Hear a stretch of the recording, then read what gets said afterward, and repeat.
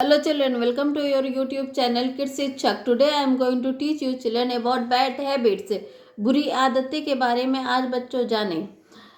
Let's begin children. First I have written children gambling. Gambling. Gambling. Gambling means बच्चों जुआ. Second I have written children quarreling. Quarreling. Quarreling means झगड़ा. Third, I have written children smoking. Smoking.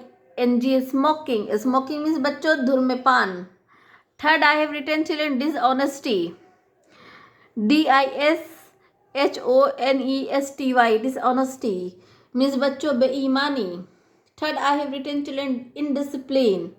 Indiscipline. Indiscipline means बच्चों अनुशासनहीनता. Let's revise children. Bad habits, बुरी आदतें में first I have written children gambling. Gambling means बच्चों जुआ. Second I have written children quarreling. Quarreling means बच्चों झगड़ा.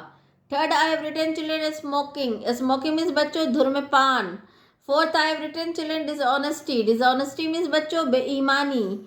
Fifth I have written children indiscipline. Indiscipline means बच्चों अनुशासनहीनता. That's all for today children. Thank you.